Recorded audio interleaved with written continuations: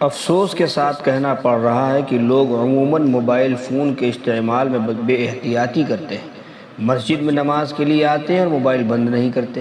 بعض دفعہ ایسا ہوتا ہے کہ جماعت ہو رہی ہے، لوگ تلاوت و تسبیح میں مشغول ہیں، خشوع و اطمینان سے نماز ادا کر رہے ہیں کہ اچانک کسی کے موبائل میں گھنٹیاں بجنے لگتی ہیں، اور اب تو یہ گھنٹیاں عموماً گانوں کی دھنیں ہوتی ہیں۔ گانا سننا تو ویسے بھی حرام ہے۔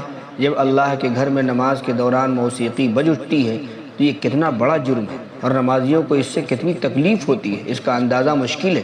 یقیناً یہ گناہ ہے، اور اسی کے سر ہے جس کے موبائل سے یہ آوازیں آتی ہیں۔ مسجد میں تو قرآن کریم کی تلاوت بھی اونچی آواز سے ممنوع ہے تاکہ نمازیوں کو تکلیف نہ ہو۔ چنانچہ حضرت ابو سعید خدری رضی اللہ تعالی عنہ سے مروی ہے کہ رسول اللہ صلی اللہ علیہ وسلم نے مسجد میں اعتکاف فرمایا اور لوگوں کو اونچی آواز سے قرآن پڑھتے سنا تو فرمایا، خبردار، تم میں سے ہر ایک اپنے رب سے عرض و معروض کر رہا ہے، لہذا ایک دوسرے کو ایذا نہ دو، تکلیف نہ پہنچاؤ، اور نہ ہی اونچی آواز سے قرات کرو۔ اس لیے ضروری ہے کہ مسجد میں داخل ہونے سے پہلے اللہ کے گھر کے احترام اور نمازیوں کو تکلیف سے بچانے کے لیے اپنا موبائل بند کر لیجئے۔ اللہ تعالی ہم سب کو اس بات پر عمل کرنے کی توفیق عطا فرمائے اور ان تمام باتوں کا خاص خیال رکھنے کی توفیق عطا فرمائے۔